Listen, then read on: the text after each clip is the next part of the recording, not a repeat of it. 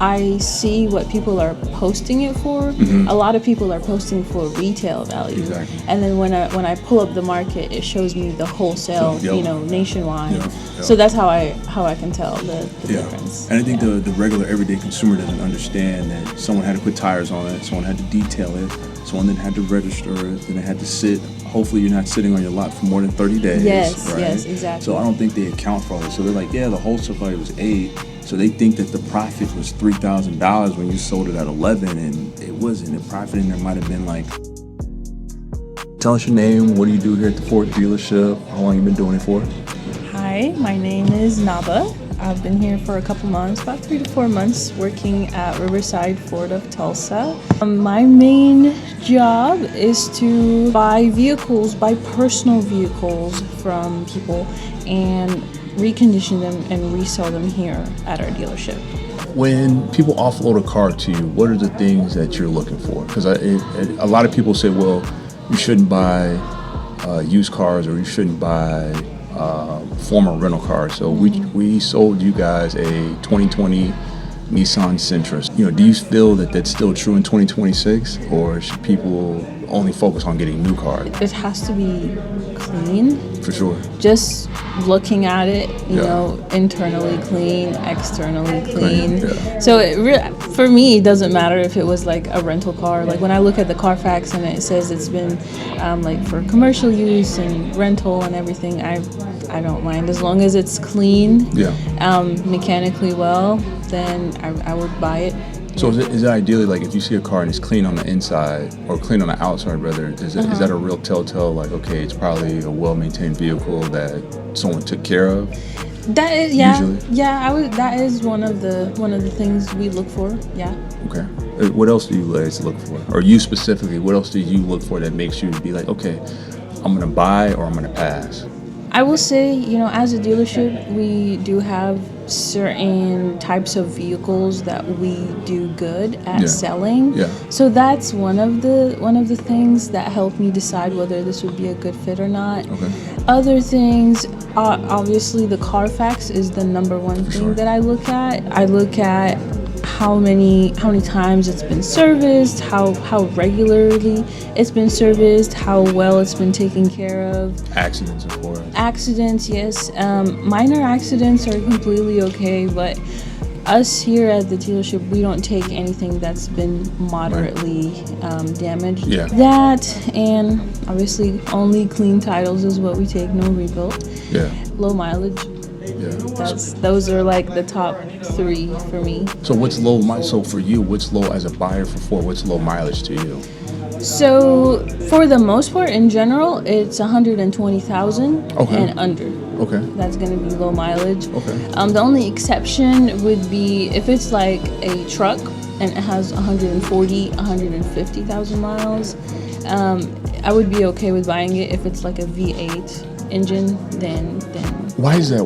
So what's the difference? Why is there differentiating factor there between 120 on a vehicle versus, let's say, 150, 160 for a truck? And then why does it have to be a V8? So V8 engines are just going to be like stronger, and they're going to handle more miles on them. That's just like from what I know about it. And I'm sure it's probably for hauling stuff too, more people want that. But then if we look at let's say we look at a new truck like a Toyota Tundra, right? Okay. Those are V6 twin turbo from the factory. So would you still look at getting something like that, or would you be like, no, I'm gonna pass on that? Yeah, if it's over 140,000 miles, I'll be like, nah, I'll probably pass on that. Gotcha. Makes sense. That Sentra we sold to you guys was 2019, 2020? 2020 Nissan Sentra. Okay. So what would you scale that deal from a 1 to 10 for you guys? Like, where would you put that honestly? From 1 to 10, as in like? Just overall, like the purchase price you guys got it at, the quality that the vehicle was sold to you guys, and the Carfax, the whole 9. What would you rent that at, 1 to 10? Honestly, I would rate it as a 9 out of 10. Oh, wow. Okay. Yes, because, the car is clean, very clean, inside and out. Yes. No scratches, no dings, no nothing. Clean Carfax. Yes. The price was very reasonable. Yeah. And now I feel like I should have asked a little bit more money.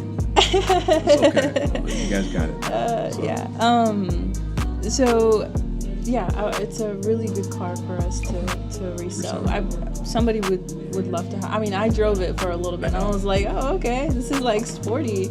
And that's part of, and be honest with you, that's part of the reason why we wanted to get it out the fleet, because it was just too sporty, and people get tickets in it. People would just drive crazy in it, so it was like we couldn't have a vehicle, unfortunately, that nice in our fleet. Yeah, and it sucks. They kind of abused it a little bit. Yes, it doesn't deserve that. It doesn't. No, it deserves an owner. Yeah, exactly. I would rather someone own the car, a nice mom or wife or whatever, and she's driving around picking up her kids, and someone's going to take care of it and value it, not treat it like a rental. You know, when you say recondition, what is reconditioning of a used car that's getting sold at a new car dealership? What does the reconditioning consist of? Everything. Well, what's everything? So inspection, mechanically, making sure there's nothing wrong with it. We've had we've had one car that when we test drive it, it was all good. Everything looked clean. We bought it. Yeah. When it was getting reconditioned, they found some severe mechanical issues. So we had to try to send it to the auction. Wow. But so that's why I say everything mechanically all checked out, and any scratches, any dings, any exterior issues with it, we repaint it, fix it, and tires are one of the main things that we recondition as well. We just brand new tires on there, and for the most part that would be it. Obviously detail and collision and everything. So what would you say that price between wholesale and retail is, just on average? If you had to the difference? Yeah. I would say it's not that huge, honestly. It's like a couple thousand. Yeah, like a vehicle could be at wholesale for $8,000 and retail for $12,000. Yeah, retail for $11,000, $12,000. So it's like be $3,000 difference, $2,000 difference from what I'm seeing so far. Yeah, because that'd be about 40% on the $8,000 car. Yeah, if you sold it for 11. And I say that because I see what people are posting it for. A lot of people are posting for retail value, and then when I pull up the market, it shows me the wholesale, nationwide.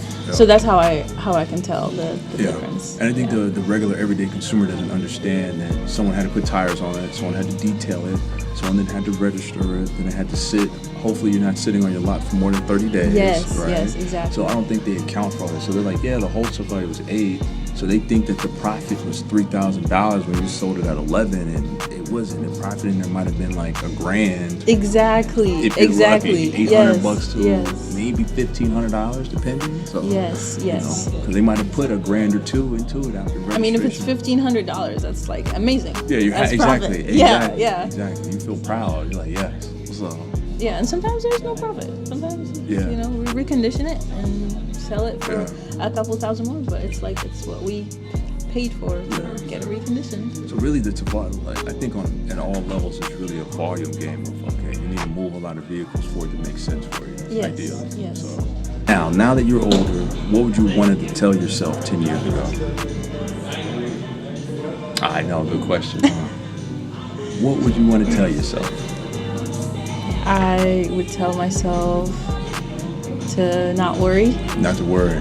And that it always works out. I like that. And consistency is key to everything.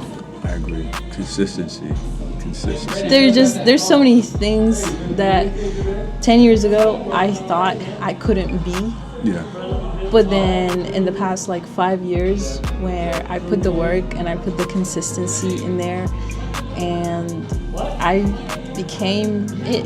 I became the things that I thought I would never be, and that motivates me to put consistency in a lot of other different areas in my life, so I can get where I want to be.